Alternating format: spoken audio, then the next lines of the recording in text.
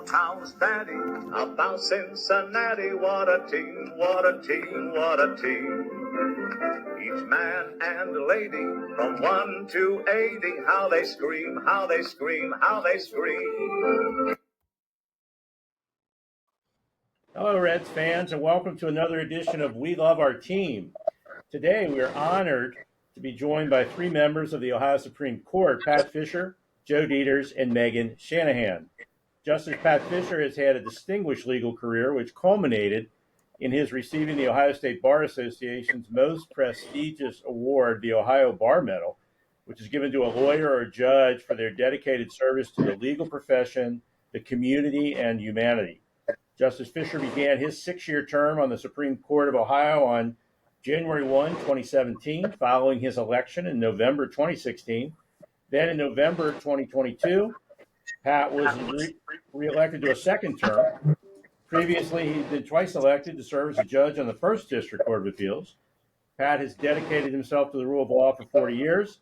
An honors graduate of Harvard Law School and Harvard College, he tried cases throughout the country and was named the best lawyers in America, top 50 lawyers in Cincinnati, and top 100 lawyers in Ohio. And he was routinely named to Ohio super lawyers. Justice Joe Deters is the 163rd Justice of the Supreme Court of Ohio. He first joined the Supreme Court in January 2023, following appointment by Governor Mike DeWine. Joe was elected to a 6-year term in November 2024. Prior to joining the court, Joe served as the longest tenured prosecutor in Hamilton County. He held the position twice, from 1992 through 1999 and 2005 through 2023. During his time as prosecutor, Justice Deters established the first drug court in Ohio in partnership with Hamilton County Common Pleas Court. Justice Deters received his undergraduate and law degrees from the University of Cincinnati. Ohioans elected Justice Megan Shanahan to the Supreme Court of Ohio in 2024. Prior to becoming an associate justice, she spent more than a dozen years as a highly respected trial court judge. Justice Shanahan was elected to the Hamilton County Municipal Court in 2011. She served on that bench until 2015, when the governor appointed her to serve as a judge in the Hamilton County Court of Common Pleas. Justice Shanahan was born and raised in Western Pennsylvania as the youngest of 8 children in a working-class family. She earned her Bachelor of Arts from Kent State University and her Juris Doctor from the University of Cincinnati College of Law. So may it please the court, welcome to We Love Our Team. Thank you for being here. Glad to be here. Good to be here, guys. Thanks for having us.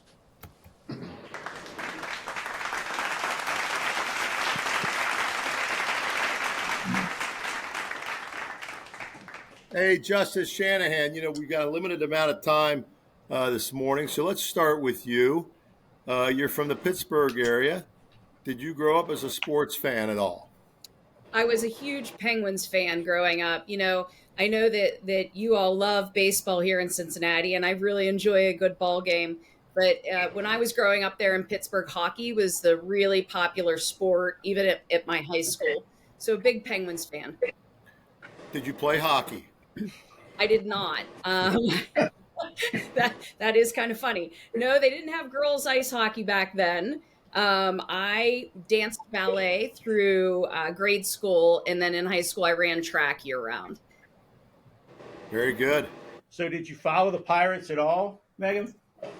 Only to the extent, when the kids in the neighborhood would be talking about it. Somebody was lucky enough to go to a game, when it was on the television, but not a huge follower. I will say, interestingly, when I was very young, Roberto Clemente lived for a while in our neighborhood. When he first came to the Pirates, he and his wife Vera rented a house just a street over, and we delivered their newspapers, and their sons were friendly with my older brothers and sisters. Oh, that's great. Wow. Interesting. Yeah, I'm a big Roberto Clemente fan. I know Randy is too. What a great player and a great human being, really. Just a great. So, who's your favorite hockey player? I'd have to say it's from back when I was in Pittsburgh. Would be Jaromir Jagr. He, was pretty cool. He was 18 years old. He was just about a year older than me when the Penguins picked him up. That was his first team with the NHL. And he was just really fabulous. I mean, of course, everybody loves Mario Lemieux. If you're Pittsburgh, you're hockey, you're Mario. but I thought that it was pretty neat what Yammer Yager was able to do. Do you remember? Do you remember? Because I do. I was about 14 when Roberto Clemente died. Do you remember like where you were or how you heard that news? Did you ask me that? Yeah, Megan. Yeah. I don't think she's I born was yet, Jack. Were you born yet, Megan? In night? I don't think you were. I was born in 73. Oh yeah. Okay. Yeah. Right. All right. Okay. Well, you said you grew up in their neighborhood. It threw me off a little bit. I was going to say I didn't know if you were old enough or not. So okay. No, my older brothers and sisters Gotcha. were friends with his children, but they grew up. Again, didn't grow up. They had a house about a street away from us. Okay. Hey, Jack, we've talked enough about Pennsylvania so far. I agree. Let's switch to Kentucky and switch over to Justice Fischer, who grew up in northern Kentucky. Justice Fischer, can you tell us about your sports interest as a child and whether or not you played baseball? I did. I played knothole, DCBA, I think. Okay, And son. I used to ride my bicycle down the hill from Fort Thomas to the Travel Lodge to walk across the Central Bridge with Pedro Bourbon. With Pedro? He lived at the Travel Lodge during the summers. That's fantastic. I mean, do you know the story about Pedro Bourbon, the sort of the famous story? How he got sued by Pedro Bourbon was this just crazy relief pitcher the Reds had for a whole host. Good, but crazy. Good, but kind of nuts. No, yeah. So Pedro got sued by a furniture rental company because he lived in an apartment in Covington, I think, and he he was getting ready to go on a 2-week road trip with the Reds, and he had at least one, maybe two Doberman pinchers. And so his solution for the 2-week road trip was to buy like 2 big bags of dog food, open them up, close the door behind him, and leave. And when he got back from his 2-week trip, the dogs had, eaten all the food, obviously, and just completely torn up all the furniture. So that was Pedro. That must have been a fun walk. So. And you're talking about Roberto Clemente. I actually swam in this pool at Bunning's house when Bunning must have played with the Pirates for a season or two. Yeah. And Roberto was over the house with just his legs in the pool, but I was swimming with Bill and some of the others. Yeah, I want to ask you a little bit when we get down the road here a little bit about growing up near Jim Bunning, but I don't want to leave Justice Deters out. How about you? Were you did you play baseball when you were a kid? Very poorly. I was in grade school. I actually played with Randy Freaking for a while, and Randy was on a cheating loaded baseball team at the time named Holland Advertising, where the coach was actually Mr. Holland and recruited all the best kids. And I don't know how Freaking got on the team, but that was my baseball career. I was more of a football player in high school. Yeah, Randy has described himself as a weak-arm second baseman. What I was, which is ironically not what I was. Freak had an interesting method of catching a fly ball. I don't know if you remember this, Randy, but he would actually put this glove up when the sun would be up in the sky. He'd put the glove up so it shaded his eye, and he was looking through his glove for the ball. Was that true or not, Randy? All I know is my athletic career peaked in 6th grade. Hey, Justice Fischer, did you ever ride that bike like the Crosley Field or Riverfront Stadium and catch a few games? Well, I went to a lot of games, but never rode my bike across the Central Bridge. That was a no-no to my mom. But we would ride our bikes, put them at the Travel Lodge or somewhere in Newport, lock them up, and then walk across the bridge, go to Riverfront. I did go to some games when I was younger at Crosley. My aunt had front row of the second tier kind of yellow seats. Orange. They were kind of orangish. We used to go to those games, but Is the Central Bridge the Purple Bridge now? Is that no, right? Oh, it was replaced by the Taylor Southgate Bridge. oh, okay, that makes sense. Yeah, so the travel lodge was right there. That makes sense. So who are your favorite, Pat or Joe? Who are your favorite Reds players when you were kids? I mean, I was a huge Pete Rose fan back in the early '60s. My grandfather was the sheriff of Hamilton County, and before the kids' glove game, I don't know if you guys remember the kids' glove games, but they would do a celebrity softball game beforehand. And my grandpa, Dan Tehan, was the manager of the one team, and Bob Braun was the manager of the other team. And I got to sit in the dugout, and this must have been 63, maybe 60. It was Pete's, rookie year. And I was a little kid, in kindergarten, and I was sitting on the bench, and my grandpa said, "I want you to meet this guy." And it was Pete Rose. He had a burr haircut, built I'll watch my language, but he was built pretty good. And through the years, I think probably Randy had too. I got the chance to know Pete pretty well, so I was always a big Pete Rose fan. My favorite was a guy named Tony Perez. Yeah. Mm-hmm. And I remember, listening on Transistor one night. It was the first year Concepcion was starting at shortstop, and it was his first interview. He won the game against the Dodgers with a home run, 3-2 or 4-3 or something.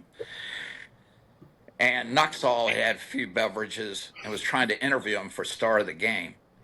And he couldn't understand it because Davey didn't speak English. So he says, "We'll come back and we'll get somebody to interpret." He got Perez. Well, Perez answered, answered every question the same. And he answered it I don't know what Concepcion was saying, but it wasn't what Perez says. He see the ball, he hit the ball, which is what Perez said all the time anyway. And yet, who knows what Concepcion was saying? And Nuxall didn't care. But it was, Perez, the way he hit that home run I think it was the 7th game of the '75 World Series. Yeah. That changed that complexion of that whole game. 100%. And of the whole series, for that matter. It's a blooper pitch. Yeah. From Lee. What was Lee's name? I can't remember. Bill Lee. Bill Lee. Yeah. The spaceman. I don't know if you guys know this, but if you stand at the Tony Perez statue at Great American and you look up, they have a ball on a wire up there on the apartments there that it sort of replicates the ball going out of Fenway Park. Well, Pat, I don't think among Joe Nuxall, Tony Perez, Dave Concepcion, any of them spoke English that well, really, when you get right down to it. But Megan, did you have a favorite pirate at all? I mean, were you kind of aware of what was going on there at Three Rivers? No, I hate to say that I wasn't, but I just really wasn't. I moved away from Pittsburgh when I was 18. I went to Kent State, and I've lived in Ohio since. Okay. So I think probably the years that, I would have had opportunities to go to the games, I was already living in Ohio. Right. I will say Pittsburgh at not Three Rivers, but PNC Park, they've outdone the Reds, I think, in their statue game. Their statues are humongous. I love the Red statues, but when you go to PNC, man, and look at the Clemente and the Maserati statues, they are very big. So, but how Jack, about they don't have as many to put up as we do. That's the problem. True. That's an excellent point. But if you notice that, you see the Oscar Robertson statue is bigger than Oscar. Yeah. And I think that's where the guys in Pittsburgh got the idea. That's right. How about Joe and Pat, just any particular memories? I mean, Pat, you talked about the '75 series and the Perez home run, but any other memories, of games or moments that kind of stick out for you? I got to one of my obviously it's a lot of people's favorite Pete Rose moment.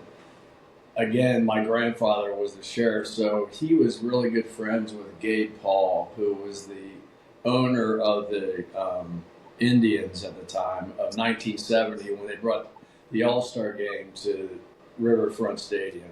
Riverfront had just opened. It was an All-Star game. And I sat, and I don't even know if this guy's still alive, but I sat with Gabe Paul's son, who was about my age, and we were literally 10 rows behind home plate. Grandpa had one ticket.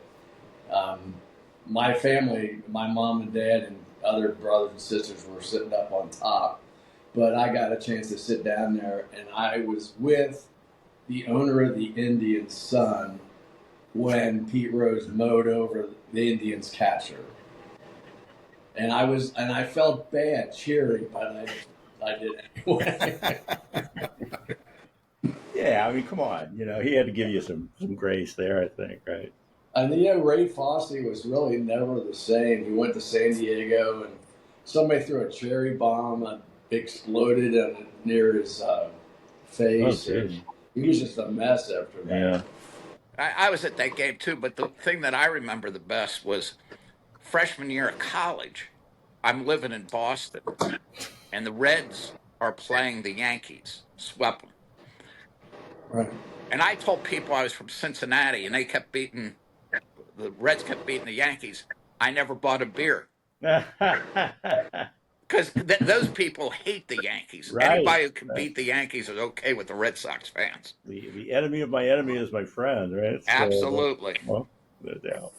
So we had Curtis Fuller on the podcast, and he's a Pittsburgh native, and I felt kind of bad, a little bit like Joe felt, because we asked, he started talking about like his worst memory as a Pirate fan, and it was 1972 when the Reds won the NLCS and Bench hit the home run, and George Foster scored on a wild pitch. And then Curtis, because he's such a good guy, started asking us questions. And he said, well, Jack, what was your best memory as a Reds fan? And I said, well, I got to tell you, it was probably when Bench hit that home run in 72. I felt a little bad. I do have a great Johnny Bench story. I was working a Mario Lemieux golf outing in Pittsburgh, a charity golf outing, and I was driving the golf cart between the 17th and 18th hole.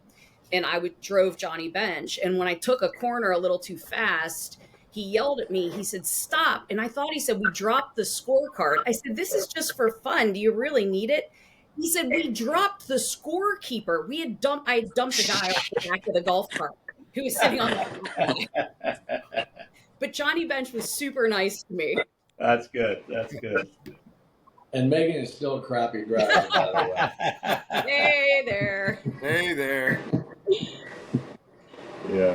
How about being up in Columbus? Do you find when you work up there, do you run into more Reds fans or Guardians fans? Is it pretty split? I know Governor DeWine says he's a diehard Reds fan. He doesn't give a damn about the Guardians. How about the rest of our Columbus residents, do you think? Is it evenly split? I think it's pretty evenly split. The first time I ran for state office was for state treasurer in '98, and I remember I was going in front of the Plain Dealers editorial board, and they wanted me to wear an Indians pin on my lapel. And I'm like, get the hell out of here. I mean, I'm going to be a Reds fan. I don't care.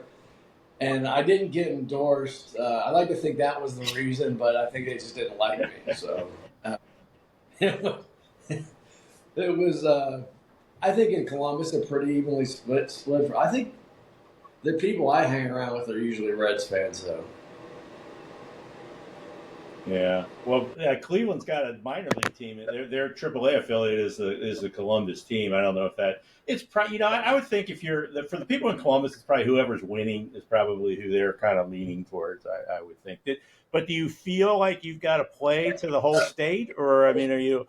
I'm really heartened to hear that you guys can stand up and say I'm a Reds fan. I can.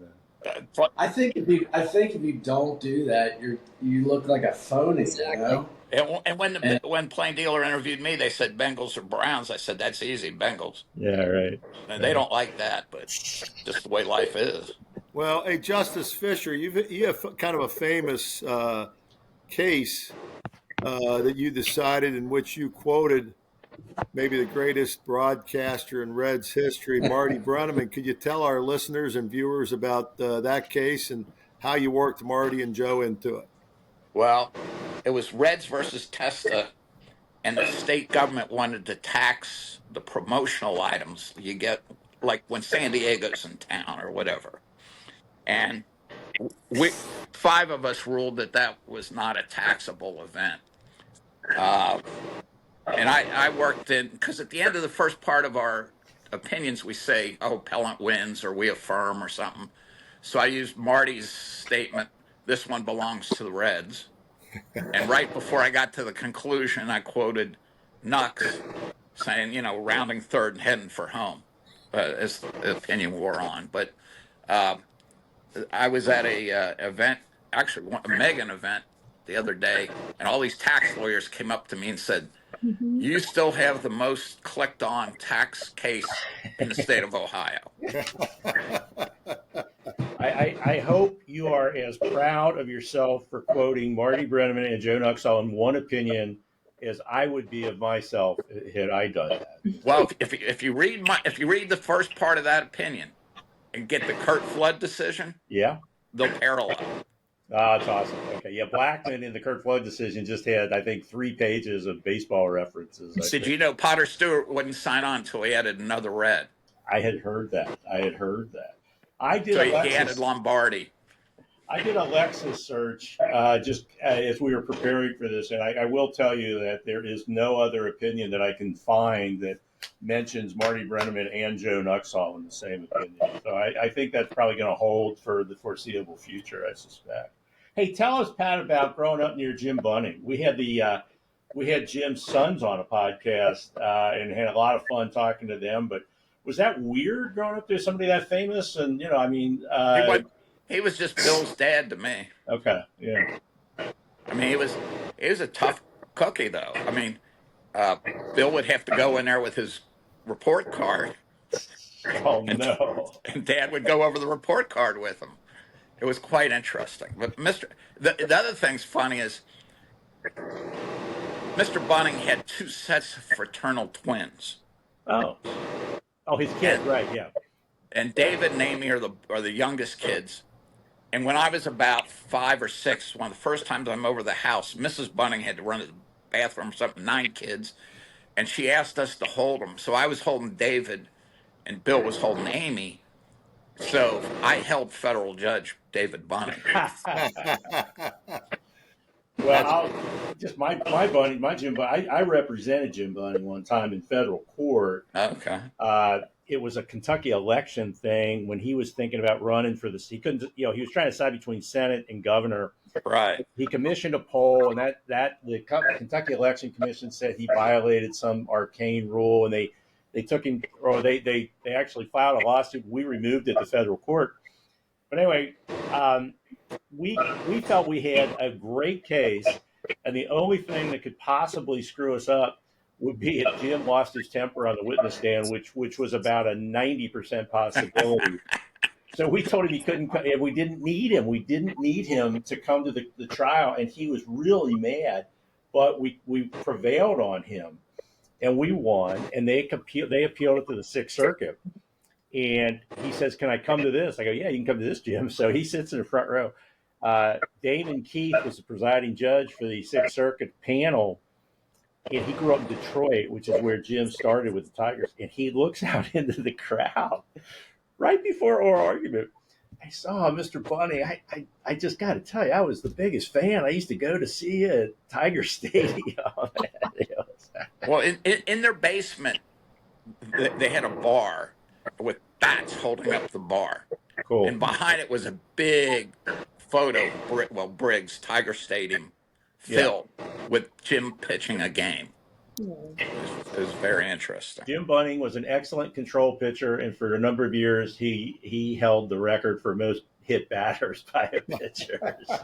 He said one time in an interview that the home plate was his. Yeah. If you were overhanging the home plate, you were free to get hit, and he did. So Justice John Roberts, in his confirmation hearing, famously said he calls balls and strikes. So I'm just curious, do you guys have any empathy for the umpires out there, or you let them have it when you disagree? They're kind of the judges on the field to a certain extent. Megan, how do you feel about that? That's just their job. Call the balls and strikes. If they do their job, they do it well. Yeah. Any opinion on the upcoming automatic strike zone, ABS, what they call, where major league teams in the future are probably going to be allowed to appeal ball and strike calls? How about you, Joe? What do you think of that? Well, I hate to keep bringing up my grandpa, but he's in the Football Hall of Fame for the longest serving NFL official in league history. And after Grandpa retired, he actually started the grading of officials in the NFL so that they would, the good ones would be doing the Super Bowl and things like that. But it was right. He passed away before they had the video replay, but it was very clear that's where it was going in the NFL. And I think, they do it in tennis. I don't know how they stop it in baseball. I mean, it's great they have the tradition, but some of these, there are different grades of umpire. I think we would all agree to that. Yeah. And I think it's going to force umpires to be more cautious and not as willing to, the old days when you get pissed off at another manager and he just calls balls, strikes just to infuriate the other manager as an umpire, that you control the game, not this manager. I think those days are long gone now. Do you have any of your materials left, Joe, from when your grandpa developed that grading system? Because I'm thinking if you could send it to me, I could formulate the same kind of thing for Ohio Supreme Court justices. Let me tell you, Freak, when I was prosecutor, if you don't think we had those little forms, you're wrong. And the First District and the Supreme Court, we watched those guys like hawks. And we knew many times based on panels how the issue was going to break out. Interesting. You get a sense of it.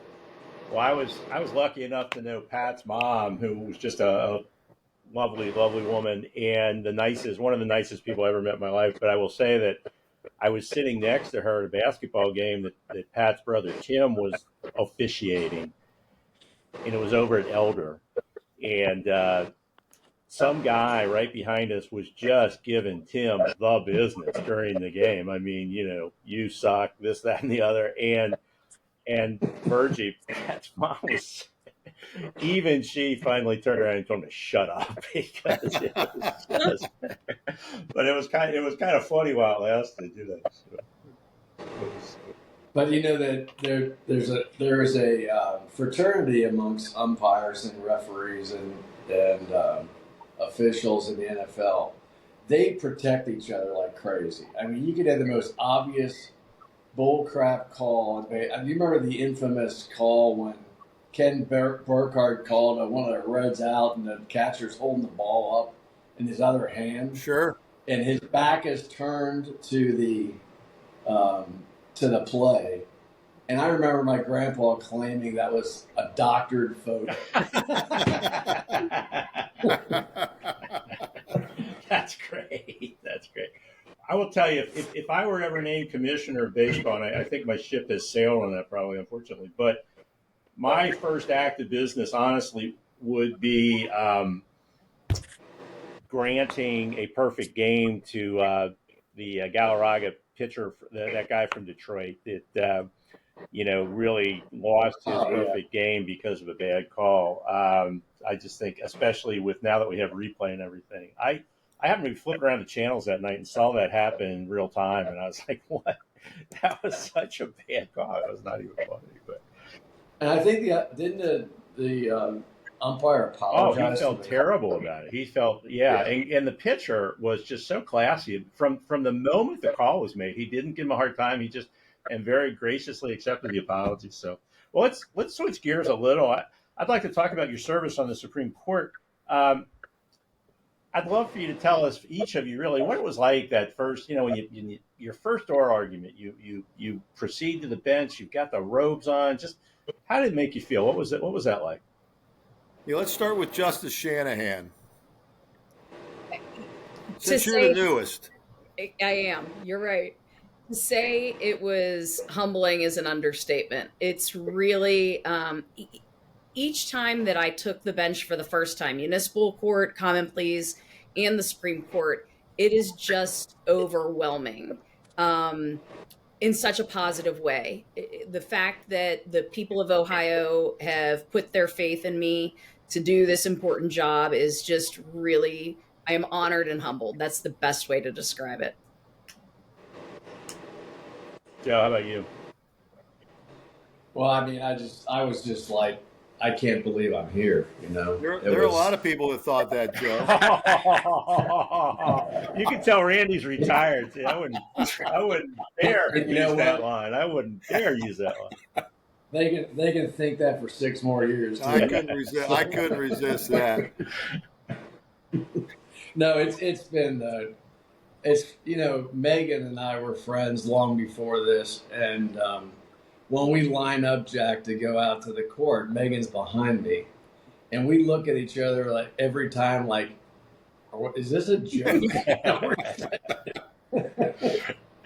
It's just very. I mean, Sharon Kennedy runs that court very well, and I wish Fisher wasn't on this call, but I mean, we've got some people on there that are so smart.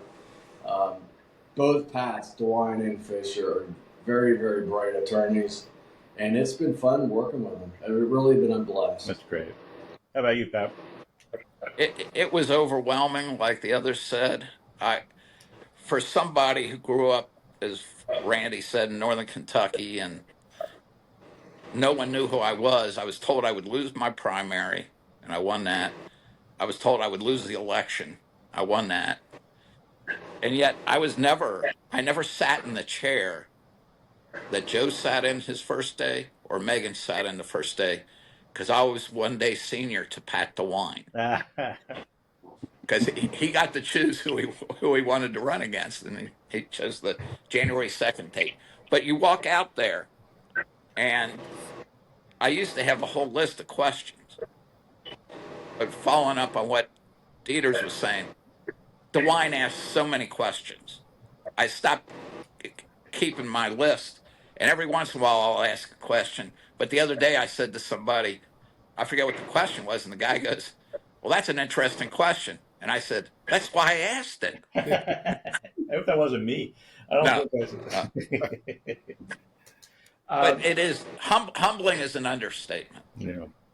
It is, for people who haven't been there. It is an absolutely beautiful, room. And Pat, you've been in that room from the time you've been on, right? I mean, because there was a period where the Supreme Court heard cases in the James Rhodes high-rise building, and it was that I argued a case up there, and it was like way less impressive than the average municipal court room that I've been in. So actually, when I was president of the state bar, I introduced Sandra Day O'Connor to give a speech in that room. Oh yeah. And I was a judge at the time, and she leans over and says, "Judge, this may be the most beautiful courtroom in the United States."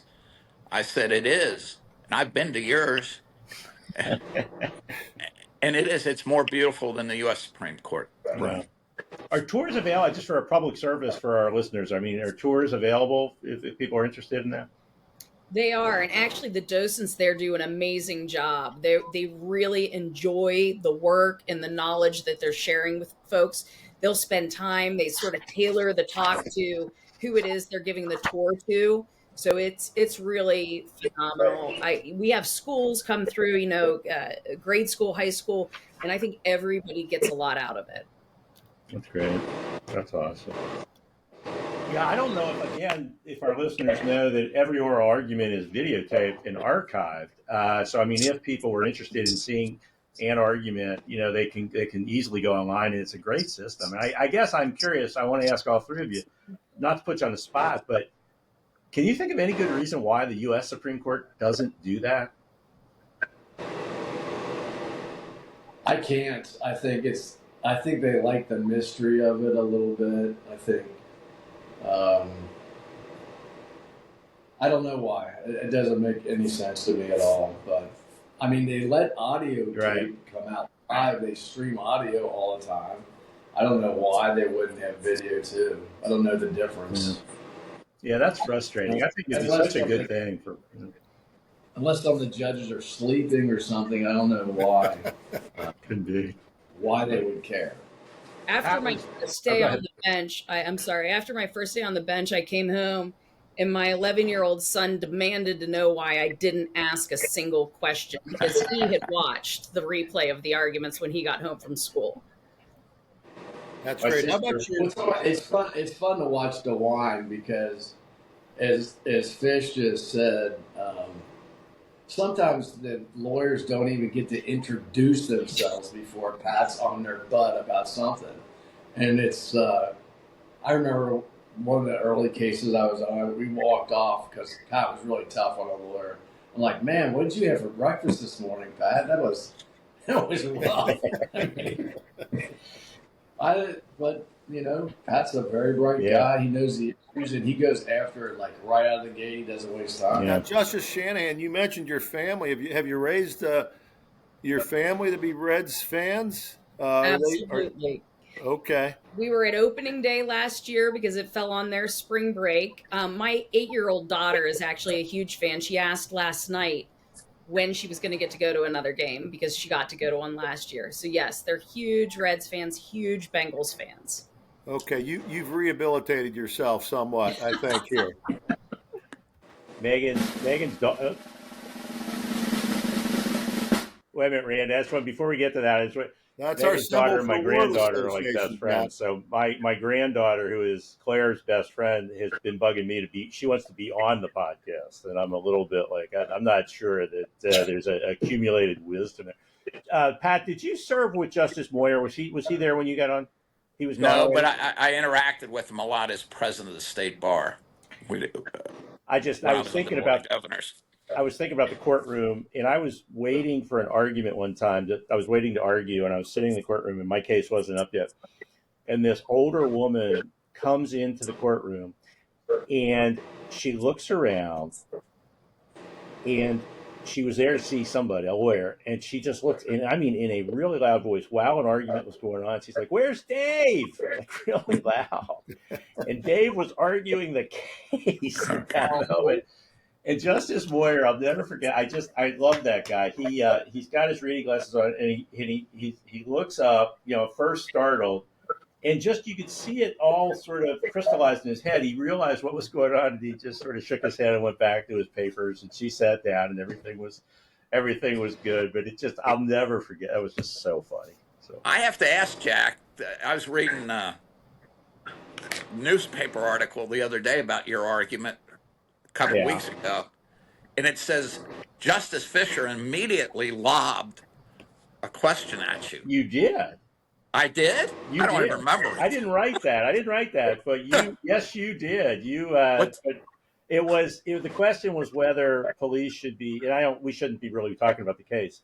But yes, we'll just leave it at that. We'll just. But when she said lobbed, was it an easy question or a tough question? It was an interesting question. How about that? Okay. That's why you asked it. That's why I asked it. I will tell you, the first time I argued up there, I'm all prepared. But I told I have 5 sisters, and I kind of have 6 moms is what I have, but they're all older than me. My 5 sisters are older than me, and I prepare for this argument, and I'm just trying to think of every angle, and I tell them to watch it, and my oldest sister, Judy, the only thing she says to me is, "You should have worn a dark suit." Okay, so, really glad you keyed in on the key points there. All right, Randy, I'm sorry. Let's do it, man. Let's do it. All right, Jack, a little word association. Whoever wants to jump in and say whatever they want to say is great on this part of the show. We like to do a little word association where we throw out a word and you just react.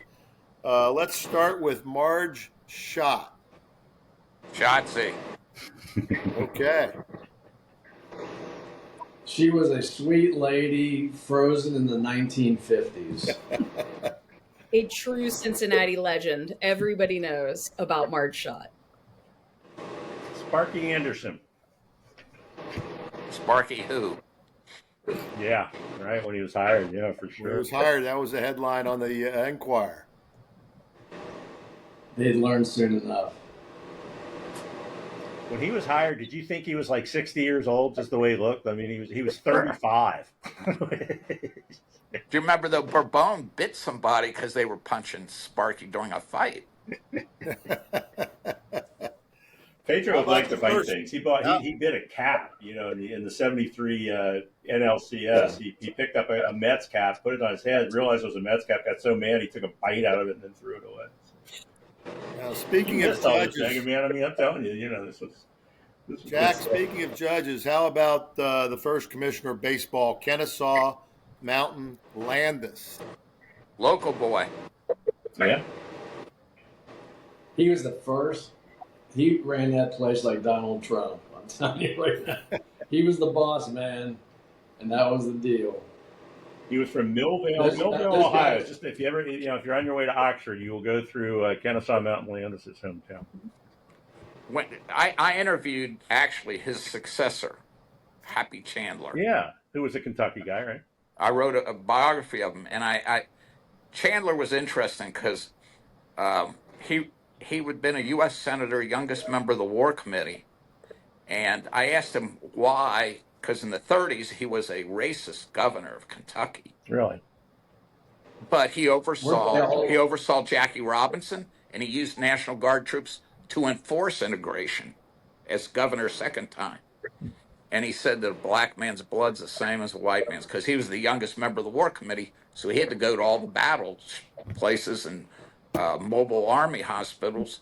The others were too old to go, and that changed his entire mind. And he thought that Pee Wee Reese hugging Jackie Robinson at Crosley Field was the most important event in baseball history.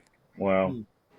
Yeah, he was great. I mean, he told players, that if there was a threat, I think the Phillies threatened to boycott, and I think Happy Chandler said, "You won't play again." I mean, Right. So he was a key part of integration. Okay, hey, I want to just preview my upcoming case. It's going to go to the Ohio Supreme Court, where we're petitioning for the court to order that Pete Rose be inducted into the Hall of Fame, and so I just want the votes in advance. How are we going, Pat? No, No. not unless Jackson gets in too. Okay. Shoeless Joe, yeah. If they'll admit Shoeless Joe, then Pete can go. Either they're both in or they're both out. Okay, that's fair. Sound enough. like a precedent kind of guy. How Yeah. about Justice Shanahan? I'm with Fisher on that one. Rules are rules. They're either both in or both out. I'm embarrassed for my colleagues.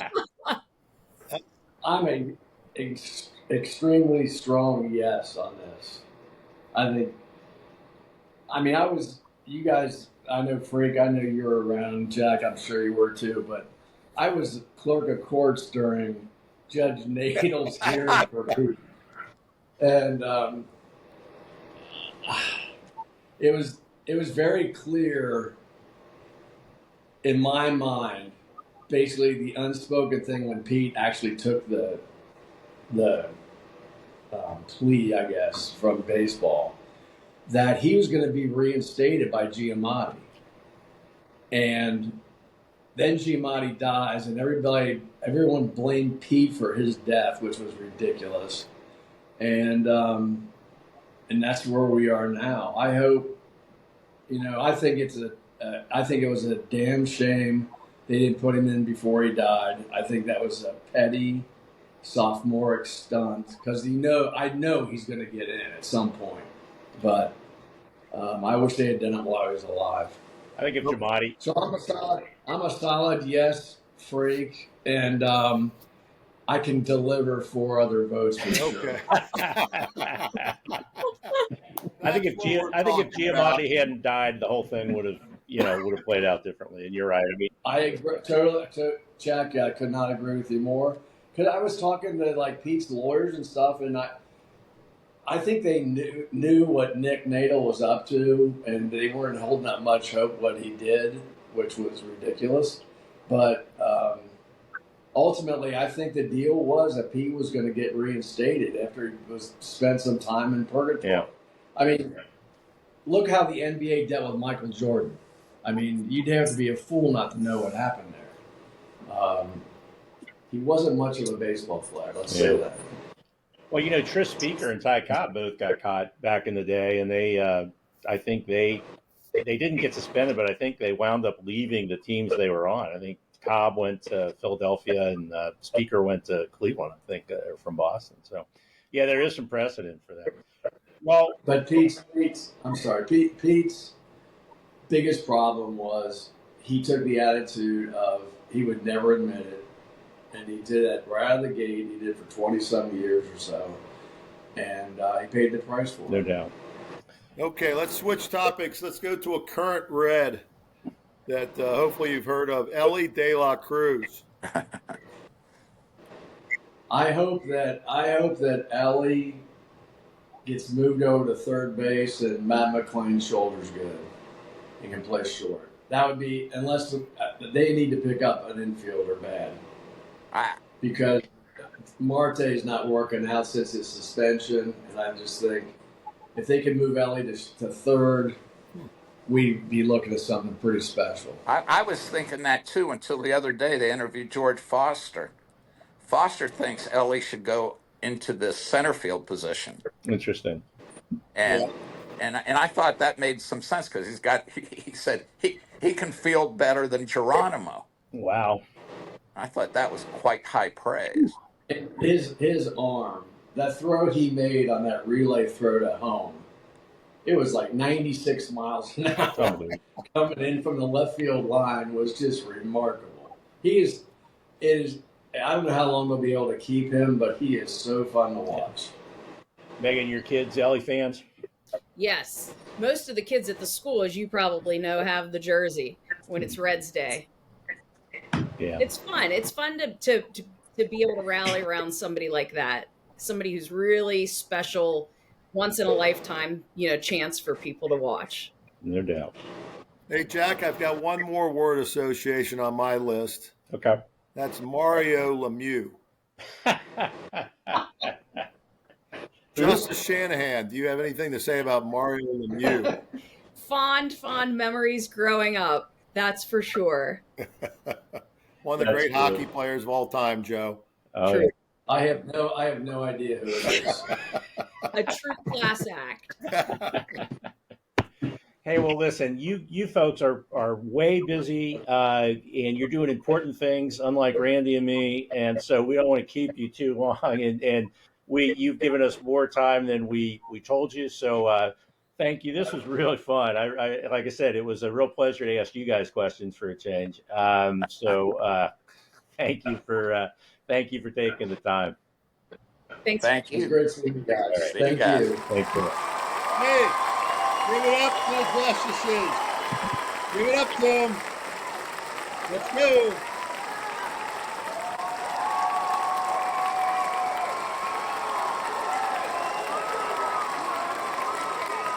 All right.